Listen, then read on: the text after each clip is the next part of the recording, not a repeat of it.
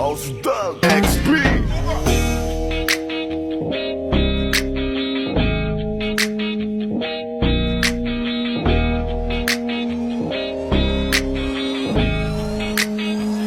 Kalimutan mo na yan, sige maglibang. Huwag kang magpakaibang, dapat ay itawa lang. Ang problema sa babae, dapat iniinda. Hayaan mo silang mag-abol sa'yo, diba? Sabi ko naman sa'yo, lahat ka nagloloko. Pagkatapos ka pa kinabangang bigla lalayo.